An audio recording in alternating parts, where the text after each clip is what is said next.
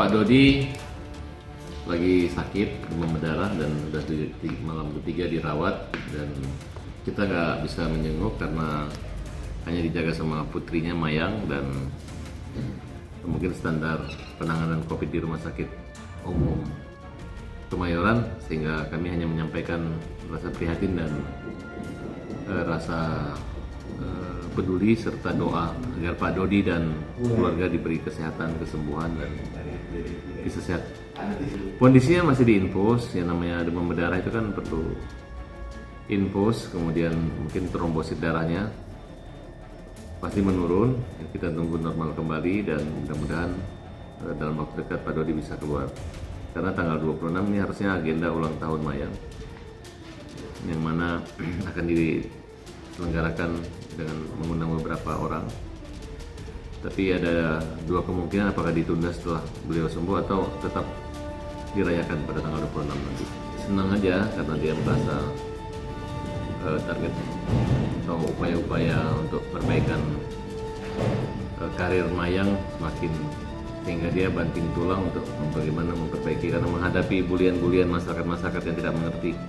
Tapi kalau saya lihat itu bukan bulian orang-orang, nggak ada orang yang berani mau maki-maki di media sosial. Jadi itu adalah akun-akun bayaran, akun-akun buzzer yang memang tujuannya adalah untuk dunia industri media sosial gitu. Ada pihak-pihak yang diuntungkan akibat cara-cara berkomunikasi seperti itu gitu. Jadi saya percaya sekali bahwa orang baik nanti akan ketahuan baiknya, orang yang nggak ada niat tidak baik pasti akan terbuka belangnya nanti. Oke. Perbaikan baik di body maupun di budi seperti daripada Mayang gitu. Di body itu unsur mata, unsur gigi, kulit, semua kan kita akan percantik, dan mudah-mudahan bisa lebih bagus dari Vanessa Angel ya, almarhum, sehingga akan tercipta artis sebenarnya, bahwa ada bakat dalam jiwa dan diri Vanessa, karena memang bakat keluarga artisnya ada dari Vanessa. Ya, kalau yang lain-lainnya kita anggap mereka adalah kayak menumpang atau dan kena durian runtuh beruntung. Ya mudah-mudahan saya memberi sarannya gini.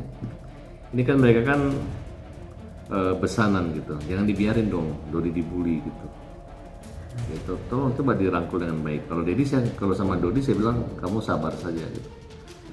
Ini nggak panjang, usia kepalsuan dan drama itu tidak panjang, biarkan saja nanti. Karena Dodi ini berada di posisi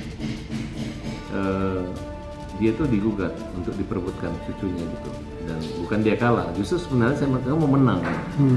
Karena merawat cucu itu tidak gampang. Mungkin mereka itu dihukum untuk merawat cucu gitu. Jangan lihat dari keuntungan yang didapatkan, ada yang ngasih mobil dari orang partai, dikasih uang, enggak, tapi itu berat merawat cucu.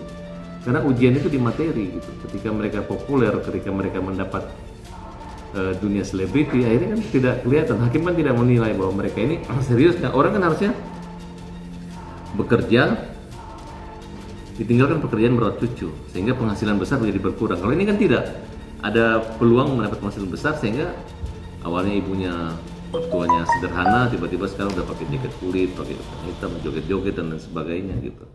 Kemudian mereka membuat satu kerepotan, yaitu membuat satu donasi, mengeluarkan informasi dan pengumuman-pengumuman untuk mendapatkan uang, penggalangan dana. Akhirnya muncullah suatu rumah, kan sebenarnya tidak masuk di akal. Harusnya menurut saya rumah buat donasi anak yatim itu harusnya diberlakukan untuk umum gitu, tidak boleh orang perorangan gitu.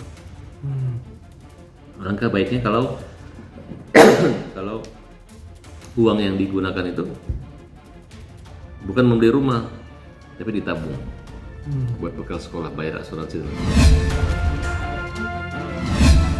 Ini kan sebenarnya durian runtuh ini ketika mereka memegang gala, sehingga banyak yang membantu, banyak menyumbang.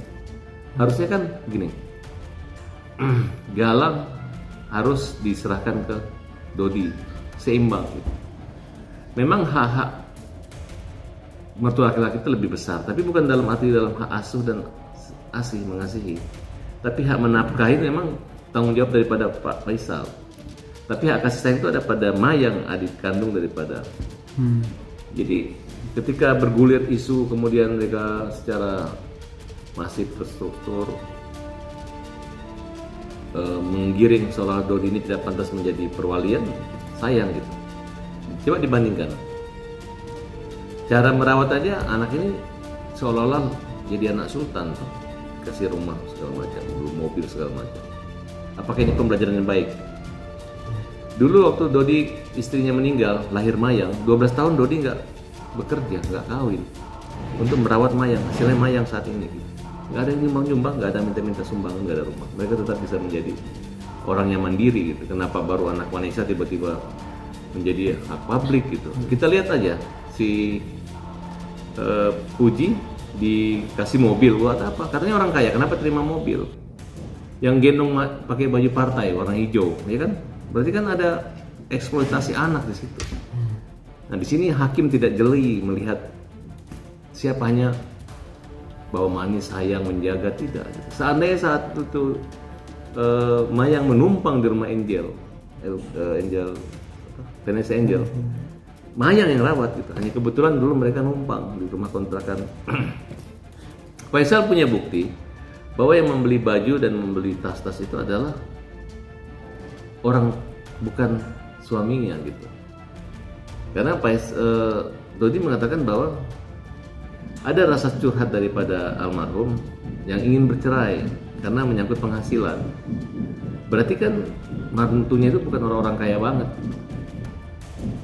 Walaupun Dodi tidak bisa membantu, tapi ada orang-orang yang membantu membelikan tas yang bisa dibuktikan dengan bukti transfer, bukti segalanya gitu. Jadi kalaupun Dodi dan Mayang mau ngambil tas itu, mau ngambil baju itu, memang bukan pemberian daripada Faisal maupun almarhum Bibi. Nah itu yang membuat seolah-olah kalau Faisal bisa membuktikan pernah membantu keluarga ini yang dulunya mungkin penjahit, punya toko, yang biasa-biasa saja, kita udah teliti, kan orang-orang kaya-kaya banget. Dan Dodi bisa membuktikan ada orang-orang spesial yang bisa mengeluarkan uang banyak buat menopang kehidupan daripada anak. Nah saya nggak tahu motivasi apa sehingga berjuang gitu. Kan tidak harus biologis, tapi ada rasa sayang. Mungkin cinta yang pernah dibangun oleh Vanessa itu masih timbul dari orang-orang yang pernah dekat dengan dia, yang menganggap juga Pak Dodi ini adalah mertua atau orang tua dari orang-orang yang cintai Vanessa.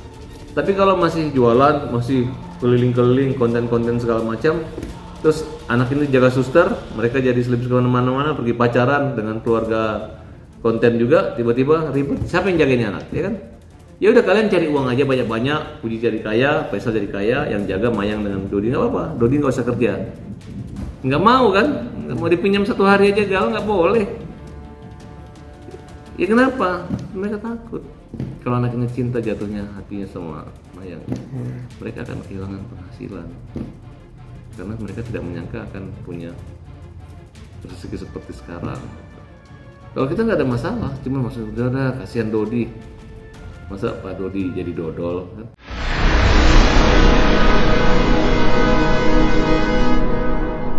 Jadi jangan lupa untuk subscribe Cumi Cumi. Ditekan ya tombol lonceng merahnya.